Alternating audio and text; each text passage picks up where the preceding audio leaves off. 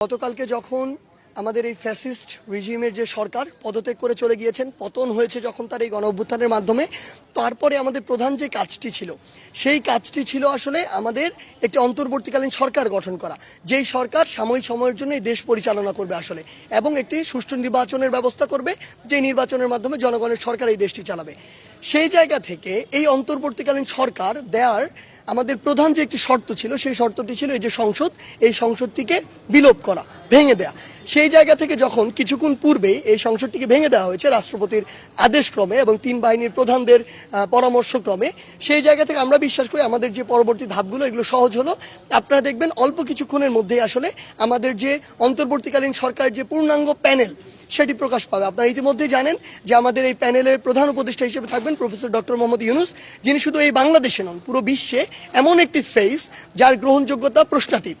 সেই জায়গা থেকে আমরা বিশ্বাস করি আমাদের পুরো প্যানেলটি আসলে এমন হবে যে এই প্যানেলটি হবে নির্দলীয় প্যানেল, এবং এই প্যানেলটির প্রত্যেকটি মানুষের উপরে দেশের প্রত্যেকটি স্টেক হোল্ডারের আসলে সে আস্থার জায়গাটি থাকবে। কারণ তরুণ প্রজন্ম আসলে কোনো দল নিয়ে চিন্তা করছে না, তরুণ প্রজন্ম চিন্তা করছে যে আগামীর বাংলাদেশকে কিভাবে এই দলাদলির বাইরে গিয়ে একটি ভালোর দিকে নিয়ে যাওয়া যায়। সেই জায়গা থেকে আমরা বিশ্বাস করি আমরা যখন এই নির্দলীয় যে আমাদের যে অন্তর্বর্তীকালীন সরকার যে প্যানেল এটি দিয়ে দিলে, সেই সরকার তিন বাহিনীর সাথে সমন্বয় করে বা পুলিশ সহ যারা রয়েছেন সকলের সাথে সমন্বয় করে এই অন্তর্বর্তীকালীন সময়টুকু সুন্দরভাবে এই দেশ পরিচালনা করবেন। এবং বাংলাদেশের বিভিন্ন জায়গায় সংশোধনের আসলে প্রয়োজন রয়েছে, যেমন এই নির্বাচন ব্যবস্থার উপর মানুষের কোনো আস্থা নেই, বিগত 16 বছর বাংলাদেশে কোনো নির্বাচনই হয় না। সেই জায়গা থেকে ওই নির্বাচন কমিশন বা ওই নির্বাচন কমিশনে যারা রয়েছেন তাদের যে সংস্কারের বিষয়টি বা পরিবর্তনের বিষয়টি, সেখানে হাত দিতে হবে।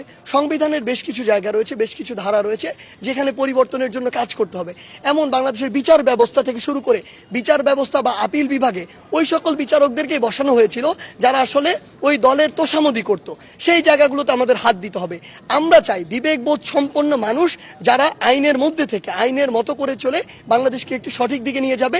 এই একদম যে বিষয়গুলো পরিবর্তন জরুরি সেগুলো পরিবর্তন করার মাধ্যমে একটি সুষ্ঠু নির্বাচন হবে বাংলাদেশে 16-17 বছর পরে, এবং এর মাধ্যমে জনগণের সরকার নির্বাচিত হবে আসলে, যেখানে আমরা বিশ্বাস করি তরুণ প্রজন্মের অনেক বড় একটি পার্টিসিপেশন থাকবে। মানুষ আসলে বিরক্ত, মানুষ এই দল এই সব দলের কথা শুনতে শুনতে বিরক্ত, কারণ কেউই আসলে তাদের ওই প্রতিশ্রুতির কোনো প্রমাণ দিতে পারেনি কখনোই। আমরা বিশ্বাস করি যে মানুষ তরুণ প্রজন্মের উপরে এই আন্দোলনে, এই গণঅভ্যুত্থানে, এই স্বৈরাচার পতনে আস্থা রেখেছে। আমরা বিশ্বাস করি তরুণ প্রজন্মের উপরে আগামীর যে সংসদ, জনগণের যেখানে প্রতিনিধি নির্বাচিত হবে, সেখানেও সে আস্থাটি রাখবে, এবং এর মাধ্যমেই আমরা যে বাংলাদেশের স্বপ্ন দেখি সেই স্বপ্নের অগ্রযাত্রা শুরু হবে। দেখুন, এই বিষয়গুলো নিয়ে আমরা আসলে চিন্তা করছি। আমরা গতকালকেই আমাদের আন্দোলনে একটি প্রাথমিক বিজয় পেয়েছি। আমরা বিশ্বাস করি পুরো বাংলাদেশের তরুণ প্রজন্মের মধ্যে যে একটি রাজনীতির প্রতি বিতৃষ্ণা ভাব তৈরি হয়েছিল, আসলে রাজনীতি শব্দটি শুনলে নাক শীতকাতো, আসলে সেই জায়গা থেকে আমাদের বের হয়ে আসতে হবে। কারণ আপনি যদি এই মেধাবী তরুণদেরকে ওই জায়গাটিতে জায়গা না করে দেন, তাহলে তুলনামূলক অযোগ্য যারা ছিল তারা ওই জায়গাটিতে বসবে। আলটিমেটলি ওই সংসদ থেকে তো আমার আপনার ভাগ্য, পলিসি সবকিছু নির্ধারিত হয়। সো আপনি যদি ওই জায়গায় সবচেয়ে যোগ্য মানুষগুলোকে না বসাতে পারেন, তাহলে সবচেয়ে বড় সমস্যাটি যেতে হবে। এদিকে আপনি যতই যোগ্য মানুষগুলো বসান, ডিসিশন যেহেতু ওই জায়গা থেকে আসে, এই মানুষগুলো ডিসিশন মেনে নিতে বাধ্য। আসলে সেই জায়গা থেকে আমরা বিশ্বাস করি বাংলাদেশের তরুণ প্রজন্ম আসলে রাজনীতির দিকে তার আগ্রহটি দেখাবে, এবং তারা অবশ্যই এই যে নির্বাচন, যাদের নির্বাচনের ওই মিনিমাম শর্তগুলো পূরণ করার সক্ষমতা রয়েছে, তারা অবশ্যই এগিয়ে আসবে, তারা নির্বাচন করবে। ফলাফল নির্ধারণ করবে বাংলাদেশের মানুষ, এবং আমরা বিশ্বাস করি অন্তত আজকে 2024 সালে আজকের এই দিনে দাঁড়িয়ে যে বাংলাদেশের মানুষ এখন তরুণ প্রজন্মের উপরে আস্থা করা শুরু করেছে, এবং নির্বাচনে আমরা সেটি দেখতে পাবো। দেখুন, আইন শৃঙ্খলা বাহিনীর সাথে জনগণের যে একটি আসলে দূরত্ব সেটি সৃষ্টি হয়েছে, সেটি নিয়ে আমাদের আসলে কোনো দ্বিমত নেই। কিন্তু আপনার একটা জিনিস বুঝতে হবে, আমরা বিশ্বাস করি জনগণ এই জিনিসটি বুঝবে। আইন শৃঙ্খলা রক্ষাকারী বাহিনী যে কাজগুলো করেছে তারা স্বেচ্ছায় করেনি, কিন্তু তাদেরকে করতে বাধ্য করা হয়েছে। তো সেই জায়গায় দূরত্বটি তাদের সাথে নয়। আসলে আমরা বিশ্বাস করি যে ফ্যাসিস্ট সরকার বাধ্য করে এগুলো করিয়েছে, তাদের তো পতন হয়েছে। তাহলে এই আইন শৃঙ্খলা রক্ষাকারী বাহিনী এই অন্তর্বর্তীকালীন সরকারের নির্দেশে যদি আস্থা ফিরিয়ে আনার যে কাজগুলো সেগুলো সুষ্ঠুভাবে করে, অবশ্যই জনগণের সে আস্থাটি ফিরে আসবে, এবং সেটি হয়তো আজকে যখন এই সরকারটি গঠন হবে তারপর থেকেই শুরু হবে।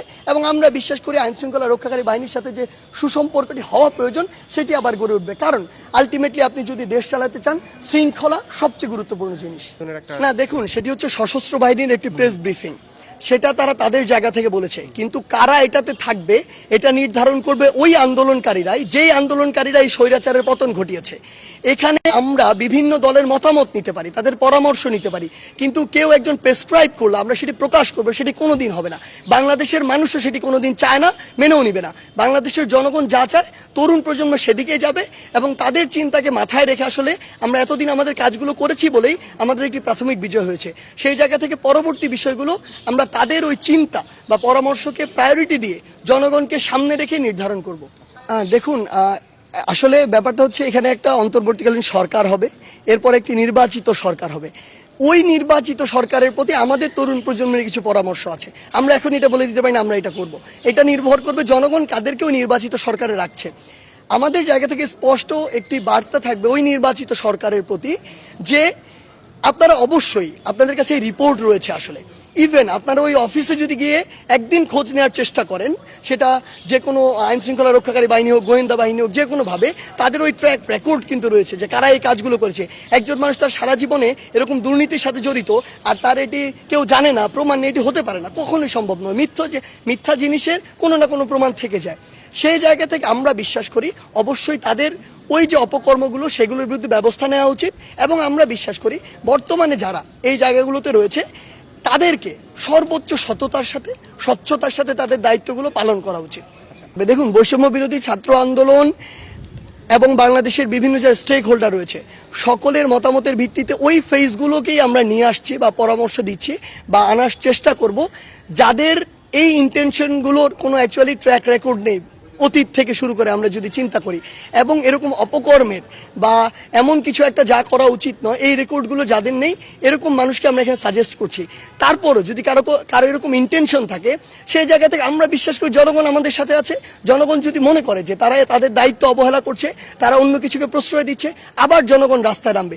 একটি কথা আপনাকে সর্বশেষ বলে দিই, জনগণ যেহেতু রাস্তায় নামতে শিখেছে, জনগণ রাস্তায় নামবে। ওই যে স্বৈরাচারের যে ভয়টি ছিল, ফ্যাসিজমের যে ভয়টি ছিল, সেটি কেটে গিয়েছে।